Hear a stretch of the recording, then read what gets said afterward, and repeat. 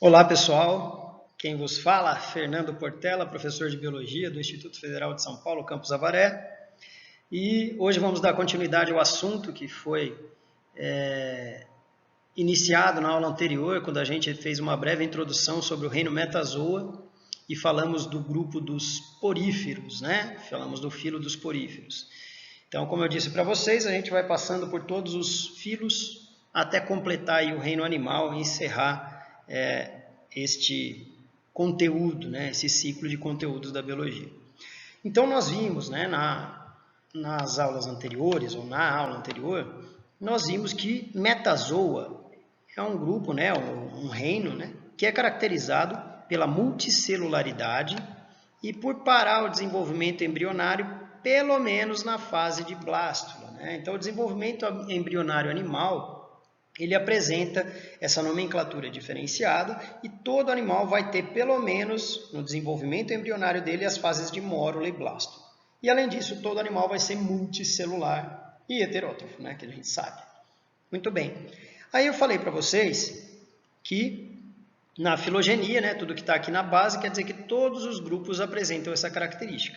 Só que nós vimos aqui que os poríferos, eles têm essas características, ou seja, eles são multicelulares e eles têm a fase de mórula e blástula, só que eles param o desenvolvimento embrionário na fase de blástula. Sendo assim, eles não têm folhetos embrionários ou tecidos embrionários verdadeiros. E se ele não tem tecido verdadeiro, ele não tem órgão, não tem sistema. É um ser vivo bem simples e por isso eles são chamados de parazoários. Para quer dizer próximo, então seriam animais com características muito próximas aos próprios animais, né? Que são chamados de eumetazoa. Eu quer dizer próprio, verdadeiro, então são animais verdadeiros, vamos dizer assim, né? É que são animais que têm órgãos, têm sistemas, né? Tem tubo digestório principalmente, certo? Muito bem, então isso a gente viu na aula anterior, que são os poríferos. Agora, os quinidários, né, que é o grupo que nos interessa no momento, nessa filogenia, eles estão aqui no mesmo caminho, ou seja, eles são multicelulares, têm desenvolvimento embrionário que passa pelas fases de mórula e blástula, só que o desenvolvimento embrionário vai um pouquinho além. Ele sofre o processo de gastrulação, então ele vai para a fase de gástrula. Né? Então, a fase de gástrula, gastro quer dizer estômago, quer dizer que o tubo digestório está se formando, ou seja, eu tenho tecidos verdadeiros sendo formados a partir daqui. Então, a partir deste ponto, se já formou a estrutura gástrula no desenvolvimento embrionário, quer dizer que eu já tenho endoderme e ectoderme. Então, todo mundo a partir daqui já é diblástico pelo menos, ou seja, tudo isso daqui, ó, todo mundo está saindo do mesmo nozinho aqui, ó. Todos esses ramos. Então, todo mundo é multicelular, tem o desenvolvimento embrionário com mórula, blástula e gástrula agora. Então, isso quer dizer que ele já formou endoderme e ectoderme. E daí, do mesmo jeito, a gente vai tomar só o caminho da esquerda agora, porque é onde está o quinidário, que é o que eu quero passar para vocês nesse momento. Aí, no próximo grupo, a gente volta nessa filogenia novamente. Então, ele parou na fase de gástrula, portanto, ele formou ectoderme e endoderme, ele é um ser vivo diblástico, é um animal diblástico. E uma característica extra desse grupo é que ele apresenta simetria radial, como a gente vai ver logo mais. Tá? Então, é esse grupo que a gente vai dar um pouco mais de detalhamento a partir de agora. Então, o filo dos quinidários, né, deixa eu me esconder aqui para mostrar para vocês, ele é formado por esses caras que são velhos conhecidos para quem já foi para a praia e já ouviu falar, né, ou já sofreu uma queimadura. Né? É muito comum as pessoas encostarem, né, nas águas vivas, porque elas têm um aspecto muito bonito, né? É bonito ver a água viva, principalmente criança quer pegar. E elas apresentam, né, como vocês vão ver, uma célula que tem uma função específica de liberar uma toxina. E essa toxina é que causa essa queimadura, né, essa ardência na pele. E muitas espécies são extremamente tóxicas. Algumas, como essa vespa do mar aqui, ó, ela é uma medusa, né, que a gente fala, uma água-viva, né, no coloquial, que tem uma toxina extremamente forte e que pode levar à morte até um indivíduo adulto, certo? E além das águas-vivas, né, que são conhecidas, tem as anêmonas, o coral, que forma os recifes de corais, né, a hidra, que é um representante, um grupo, né, que tem representantes tanto no ambiente marinho quanto no ambiente de água doce, e a caravela, que muita gente confunde com uma água-viva, mas na verdade ela é uma colônia, né? São vários indivíduos que formam essa estrutura da caravela, não é como a água-viva que está aqui em cima, ou a vespa do mar, que é um único indivíduo isolado. Muito bem, gente. Então, como representantes, como eu falei para vocês, temos os corais, as hidras, as águas-vivas, as anêmonas, as medusas, que na verdade usam o mesmo termo para água-viva, e as caravelas que eu mostrei ali para vocês, certo? Muito bem.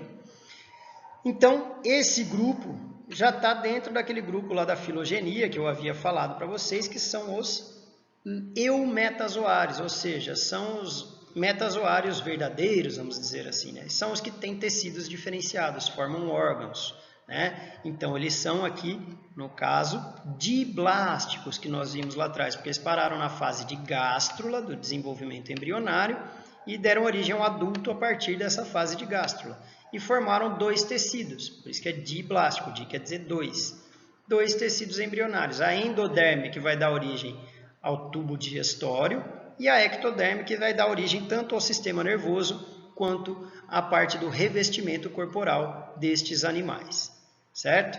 A maioria, como eu falei, é marinho, né? Mas também tem representantes de água doce, porém todos, né, exclusivamente aquáticos, assim como os poríferos. Muito bem, gente. Então eu falei aqui que forma dois folhetos embrionários, dois tecidos diferenciados e formam órgãos e sistemas. Quais são os órgãos e sistemas que são formados neste grupo dos quinidários? Então os quinidários são os primeiros animais aí a apresentarem um tubo digestório e um sistema nervoso. O tubo digestório, ele ainda está na forma que a gente chama de incompleto. Ele forma somente a boca, não tem ânus. Ou seja, o alimento entra e sai pelo mesmo local, ok? Então ele entra, é digerido, o que não é aproveitado sai pela mesma abertura que a boca.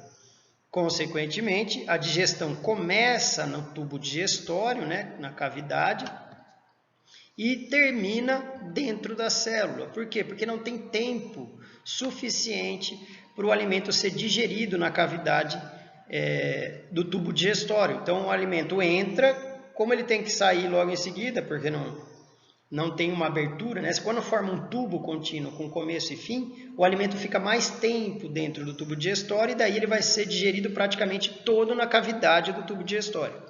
Nesse caso, como o alimento entra e sai pelo mesmo tubo, ele não fica muito tempo dentro do tubo digestório, né? Ele sai pela abertura que é a boca. Então, como ele entra e sai, né, pelo mesmo local, ele faz esse caminho relativamente rápido, então ele começa o processo de digestão aqui, o que é partícula menor passa para dentro do corpo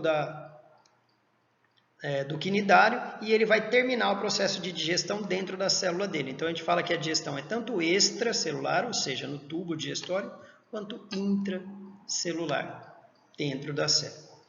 Sistema nervoso, ele é chamado de sistema nervoso difuso. Então ele não tem uma região central, como a gente tem o sistema nervoso central, com o cérebro, né, comandando tudo. Ele só é uma rede de neurônios, uma rede de células nervosas. Essa rede de células nervosas, quando estimulada, uma dessas células ela passa o comando para todas as outras. Por isso que é difuso. Difuso quer dizer espalhado. Então você nunca vai ver uma anêmona, por exemplo, que é cheia de tentáculos, né? Você nunca vai ver uma anêmona mexendo só um tentáculo. Ou ela fecha inteira, ou ela abre inteira, né? Porque se você estimula, se você bate em um dos tentáculos, a tendência é que essas células repassem essa informação para todas as outras e todo o corpo da anêmona vai contrair. Tá? Então é por isso que é chamado de sistema nervoso difuso, ele é espalhado e não tem uma região de comando. Então um estímulo é passado de forma geral para todas as células e todas elas respondem prontamente a isso. Aqui tem uma representação, gente, de uma hidra, né? Aqui, ó, com a boca. Ó. Então o alimento entra e sai por esta cavidade, né? Não tem outro caminho para fazer. E daí nessa parte interna tem células especiais que vão absorver esses nutrientes, né, e também vão liberar enzimas para digerir esses nutrientes no tubo digestório. Aí, quando eles são digeridos em partes menores, são absorvidos por essas células e passados para as células mais internas que vão terminar esse processo de digestão. Então, a digestão começa no tubo digestório e termina dentro das células. Muito bem. E quanto à estrutura corporal? A maior parte dos quinidários, gente, ao longo da vida deles, eles apresentam duas formas corporais. A forma pólipo, que é uma forma séssil, uma forma fixa, né, que é essa aqui, tradicional da anêmona, né? Então ela se fixa no substrato, a hidra também é assim. E os tentáculos ficam aqui na parte de cima, que é uma característica também de quinidários, a presença de tentáculos. E toda essa parte central é a cavidade do tubo digestório, certo? Então a fase pólipo ela é fixa, ela fica fixa ao substrato. E ela geralmente está ligada, geralmente não, ela sempre está ligada à reprodução assexuada, né? Quando tem as duas formas de vida. E a medusa é esse formato da água-viva, que a gente conhece, esse formatinho de guarda-chuva, né? Então ela tem esse formato do corpo mais arredondado e os tentáculos ficam na parte de baixo do corpo e a abertura bucal no centro, certo? Essa característica faz com que ela consiga se locomover, só que como ela não tem uma musculatura e um sistema nervoso muito desenvolvido, ela se locomove, na verdade, por jato-propulsão. Então ela enche a cavidade do tubo digestório com água e depois ela contrai e expulsa essa água de dentro do corpo. Como ela expulsa a água de um lado, ela vai para o lado oposto. Então é jato-propulsão, ela enche o corpo de água, quando ela expulsa essa água, ela é jogada para o lado contrário. E daí ela tem células que ajudam no equilíbrio, para ela saber para onde ela vai, né? São células que percebem estímulos químicos, ou de luz, seja lá o que for, e ela vai em direção ao alimento, ou fugindo de um predador, seja lá o que for, né? Lembrando, gente, geralmente os quinidários são ótimos predadores porque ele tem nestes tentáculos estruturas especiais, células especiais que liberam toxinas, né? Que é o que a gente vai ver aí nos próximos slides. Então, essa célula especial é chamada de quinidócito, né? Ou quinidoblasto, quando ele está na forma inativa ainda.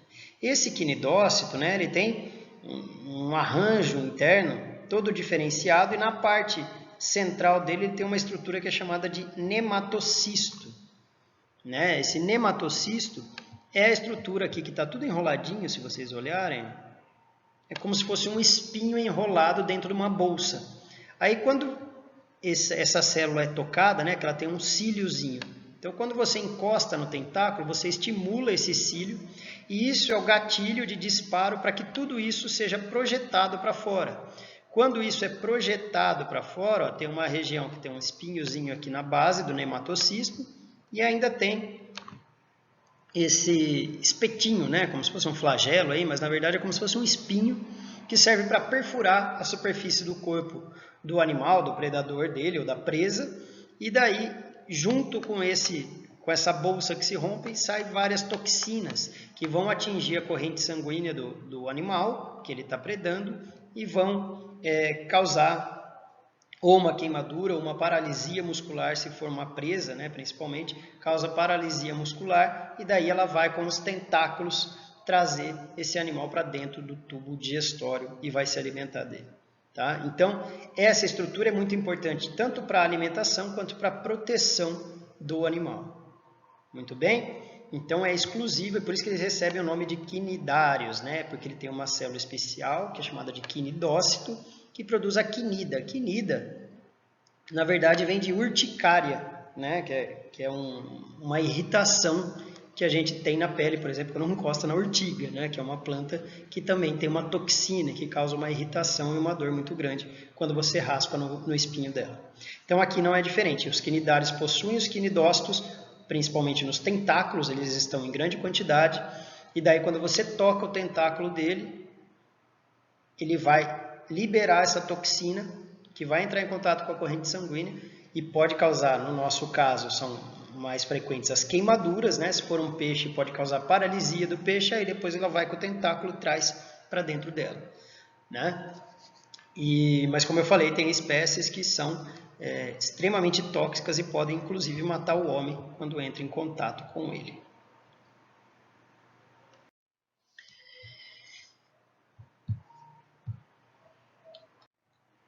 Fui acender a luz ali. Muito bem, gente. E quanto à classificação, os quinidários podem ser classificados em antozoários, hidrozoários, sifozoários, deixa eu me esconder aqui para vocês verem, e cubozoários, certo?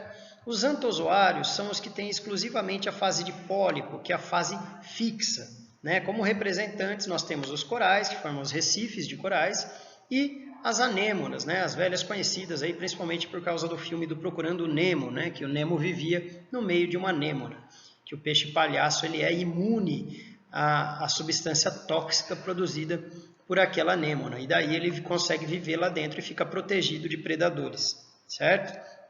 Muito bem. Então, esses antozoários eles podem ser encontrados na forma isolada, que é o caso da anêmona, ou na forma de colônias, como é o caso do coral. O mais famoso é o coral cérebro, né, que está em praticamente todos os aquários aí de água salgada. Muito bem. Os hidrozoários têm como representantes, obviamente, as hidras e as caravelas, né? A caravela é esse carinha estranho aqui, que muita gente acha que é água-viva, e não é, né? Ela é uma caravela. E qual é a diferença? A água-viva é um indivíduo só, é isolado. A caravela, ela é formada por vários indivíduos, né? Cada indivíduo tem uma forma e uma função diferente. Então, eu tenho indivíduos formando esses tentáculos aqui embaixo, eu tenho indivíduos formando a parte reprodutiva, que são as gônadas, né? Que estão aqui no meio, e tenho indivíduos formando essa estrutura aqui, que é chamada de vela da caravela, né? Então, a caravela ela é formada, na verdade, por vários indivíduos. Ela forma o que a gente chama de colônia heteromorfa. É uma colônia, ou seja, todos os indivíduos estão vivendo ligados anatomicamente, e ela é heteromorfa por quê? Porque tem formas diferentes. Hétero é diferente, morfa vem de forma. Então, são vários indivíduos vivendo juntos, coladinhos anatomicamente, e cada um desempenhando uma função diferente, e para isso eles têm uma forma diferente. Nesse grupo aqui, o adulto que tem a fase mais longa, geralmente, é o pólipo. Alguns grupos são exclusivamente de pólipo, e alguns são de medusa, e alternam a fase entre pólipo e medusa. Mas o mais comum aqui, os hidrozoários têm a fase pólipo como predominante ao longo da vida. Os sifozoários já é a contramão disso. Eles têm como forma predominante a forma medusa, que é a forma móvel, né? Não é a forma séssil, fixa. Essa forma móvel é a mais abundante. Há alguns grupos que não têm a fase de pólipo, mas são raros, então a maioria faz o que a gente chama de alternância de gerações, né? Alterna uma fase de pólipo e uma fase de medusa, que a gente vai mostrar já já como é que é a reprodução. E os exemplos clássicos desse grupo dos sifozoários, portanto eles são os mais conhecidos, são as águas-vivas, né? As tradicionais aí com aquele chapeuzinho mesmo que a gente conhece, em forma de sifão, por isso que é sifozoa. E, por último, o grupo dos cubozoários, que eles têm o formato desse guarda-chuva aqui um pouquinho diferente, ele forma como se fosse um cubo, por isso que é chamado de cubozoário. E daí eles têm esses tentáculos, né, meio que característicos, né, um pouco mais alongados e menos numerosos. Então, esse cara aqui tem a forma medusa e a forma pólipo, né, e a forma medusa, o que é diferente é que ela tem uma estrutura semelhante a um cubo. E a mais conhecida é a vespa do mar, que é aquela que eu falei que é extremamente tóxica e pode levar um homem à morte caso entre em contato com ela. Para finalizar, dou 2 exemplos aqui de reprodução, né? Então, a reprodução, que é uma característica marcante dos quinidários, eles são os únicos animais que apresentam isso, é o fato de apresentar uma reprodução com alternância de gerações em várias espécies, né? Em vários grupos. Ou seja, ele alterna uma fase sexuada e uma fase assexuada. A fase assexuada sempre é a fase pólipo, que é a fase fixa, fase séssil. E a fase sexuada sempre é a fase medusa, que é a fase móvel do ciclo de vida. Então, ao longo da vida, ele alterna uma fase medusa, uma fase pólipo. Como eu falei, a fase sexuada ligada à medusa, a fase assexuada ligada ao pólipo. Tá? Como tem fase larval, a gente fala que o desenvolvimento é indireto, né? E geralmente a fecundação ela é externa, ela ocorre fora do corpo do animal, né? E esse desenvolvimento indireto forma uma larva que é chamada de plânula, que é uma larva ciliada com este aspecto aqui. Certo? Então, como é que ocorre a reprodução? A fase de pólipo ela se reproduz assexuadamente, ela forma colônias, geralmente, e vão formando essas estruturas que vão se empilhando. Quanto mais na base, mais jovem ela é, e quanto mais acima, mais madura está essa estrutura. E ela vai dar origem a uma larvinha aqui também, né? Ou na verdade uma fase jovem da fase medusa, que é chamada de éfira. Então essa éfira seria a medusa jovem, e essa medusa vai sofrer a maturação, podendo dar origem a indivíduos de sexo masculino ou feminino, que é deste caso. Tem algumas espécies que têm ambos os sexos, né? Mas daí eles sofrem um processo de maturação do aparelho reprodutor masculino e feminino em épocas distintas, né? Para não ocorrer a autofecundação. Então, o que acontece? Essa larvinha dá origem ao indivíduo masculino, nesse caso, nessa espécie, outra larva dá origem ao sexo feminino. Essas medusas adultas produzem os gametas masculinos e femininos, né? O espermatozoide, que é o masculino, ele é móvel, ele vai ao encontro lá do gameta feminino que é liberado aqui na cavidade corporal da medusa, ocorre a fecundação. Essa fecundação dá origem a um ovo, ou zigoto, né? E esse zigoto, depois de multiplicação celular, ele dá origem a uma larva, que é a larva plânula. Ela sofre um processo de metamorfose, se fixa no substrato e dá origem a um novo pólipo e reinicia o ciclo. Então, como teve formação de gameta e fecundação, a gente fala que a reprodução é sexuada. Tem casos de reprodução assexuada, similares ao das esponjas, né? Aquele brotamento, gemulação, também pode ocorrer em algumas espécies aqui de quinidários, tá? Mas o mais comum é essa reprodução com alternância de gerações, ou metagênese. E a reprodução assexuada aqui do pólipo ocorre mesmo por mitoses, né? Por divisões celulares que formam clones, cópias. Aí, por último, aqui um outro representante, que é a obelia, né? Do ciclo de vida dela. Aí tem uma fase fixa um pouquinho diferente daquela, né? Aí, essa fase fixa tem áreas que são da parte reprodutiva, né? Aí, essa parte reprodutiva se desprendem esses brotos de medusas jovens. Essas medusas jovens vão fazer o mesmo processo. Libera o gameta masculino, quem for do masculino, libera o feminino, ocorre o encontro desses gametas na água, ocorre uma fecundação externa, aí essa fecundação vai dar origem ao zigoto, o zigoto dá origem à larva plânula após multiplicação, essa larva plânula vai se fixar no substrato e dá origem assexuadamente a uma nova colônia de pólipos, certo? Então, o pólipo faz reprodução assexuada e a medusa faz reprodução sexuada e dá origem à larva plânula. Bom, gente, então, de quinidários era basicamente isso aqui.